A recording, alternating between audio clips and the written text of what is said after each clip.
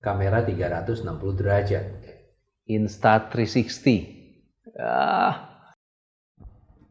Apakah kamera ini bakal menjadi kamera masa depan? Kita lihat aja.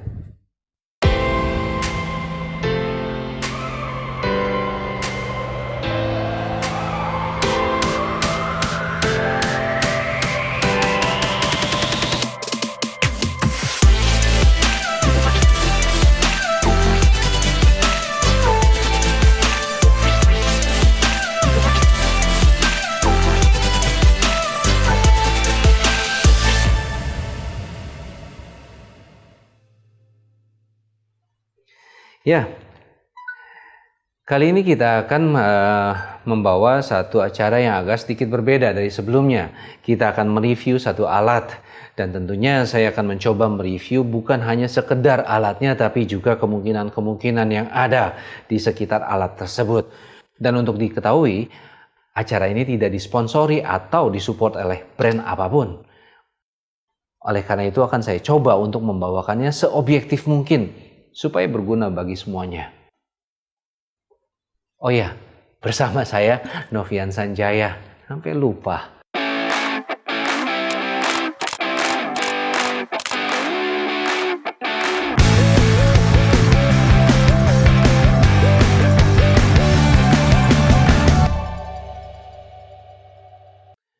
Sebelum kita membahas alat ini lebih jauh, kita akan membahas dulu apa kamera 360 derajat. Jadi penggambarannya sesimpel ini, seakan-akan kita berdiri dalam sebuah bola dan kita bisa melihat apa yang di depan kita, di belakang, di samping kiri, samping kanan, atas dan bawah. Kurang lebih seperti itu. Kamera ini sanggup melihat keadaan di dalam bola. Itu makanya kamera 360 derajat selalu memiliki dua buah lensa di depan atau di belakang. Malah beberapa kamera 360 derajat yang lebih advance itu memiliki 6-12 lensa untuk mengcover seluruh area lebih detail. Kurang lebih seperti itu. Lalu apa hubungannya kamera ini dengan masa depan kamera? Karena buat saya, ini adalah salah satu penawaran yang paling revolusioner yang bisa ditawarkan sebuah teknologi. Bayangkan saja, bila kita merekam gambar dalam satu buah bola, kita tidak perlu lagi framing. Oke, jadi kita bisa mengambil segmen-segmen yang ada di dalam sphere itu atau dalam bola itu. Jadi kita cukup mengambil area yang kita mau ambil. Dan bila teknologi ini sudah mencapai satu titik yang optimal, itulah masa depan kamera kita. Itu akan memudahkan luar biasa banyak. Sebenarnya teknologi 360 derajat ini udah ada cukup lama. Kalau kita urut ke belakang mungkin yang sejauh yang saya ingat, pertama kali saya lihat itu efeknya di Google Earth, di Street View. Terus ada kamera 360 derajat yang banyak lensanya. Lalu ada beberapa juga yang mencoba menggabungkan GoPro, beberapa GoPro mulai 2, 4, 6 sampai 12 GoPro. Prosesnya agak rumit karena setelah diambil gambarnya, setiap hasil dari masing-masing kamera itu dijahit satu demi satu, cukup headache. Baru belakangan ini, beberapa tahun terakhir ini, muncul brand-brand yang lebih memudahkan, yang lebih orientasinya kepada konsumer-konsumer atau hobbyist, lebih user-friendly. GoPro pun mengeluarkan versi Fusion pertama kali 360 derajat yang sekarang menjadi GoPro Max dan disusul dengan Insta 360 derajat ini. Sebenarnya kuncinya adalah untuk memudahkan, yaitu gunanya teknologi untuk memudahkan. Lalu kenapa specifically saya membahas Insta 360 bukan GoPro Max? Jujur saya tertarik dengan konsep dasar dari Insta360 ini. Karena kamera ini pada saat dirilisnya, ya betul, sistemnya modular. Jadi dari kamera 360, kita ganti modul lensnya, dia akan menjadi action cam. Bisa dimasukkan dalam kategori action cam karena ya dia waterproof walaupun cuma hanya 5 meter. Nggak tahu, saya akan coba apa enggak, saya nggak tahu. Menurut saya ini adalah satu bentuk, satu awal yang luar biasa yang sebuah produk bisa tawarkan. Dan jujur saya tertarik akan proses ke depannya. Dia akan mau ke arah mana lagi. Sekarang mereka mempunyai satu modular lagi yang disebut 1 inch, yang mana sensornya lebih besar dan hasilnya lebih bagus. Lensanya pun dari Leica katanya. Tapi ya menurut saya, kalau saya ingin kamera action cam ya saya ambil GoPro. Tapi ya kita lihat aja. Katanya hasilnya lebih bagus. Who knows? Apakah ini udah sempurna? No, jauh dari sempurna belum. Untuk itu kita akan bahas lebih dalam tentang pros and cons-nya, tentang sisi positif dan sisi negatifnya.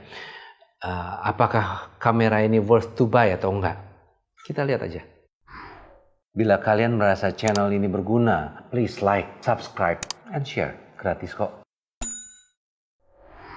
Kita akan bahas dulu kebaikan dari kamera ini. Ya kita lihat yang baik-baiknya aja dulu. Di luar yang tadi saya bilang, ya sistem yang modular, konsep dasar yang baik.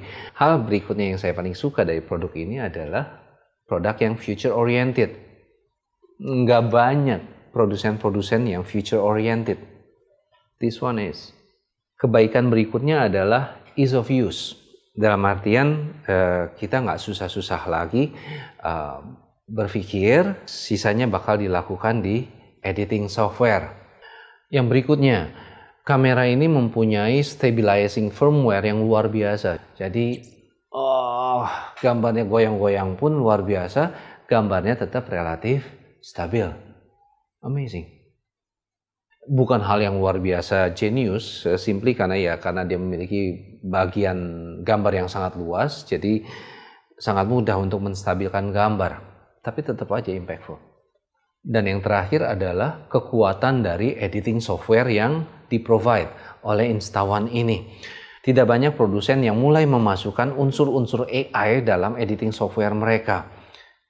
This one does, luar biasa. Hampir di semua editing feature mode-nya mereka, kita bakal menemukan banyak unsur AI, di mana kita hanya perlu memasukkan, menginput file data gambar yang kita rekam saja. Sisanya kita nggak perlu campur tangan, dia akan mengkalkulasikan sendiri dan menghasilkan gambar yang belum sempurna tapi luar biasa menyenangkan. Dan semuanya itu dilakukan di dalam sebuah handphone. Buat saya itu luar biasa.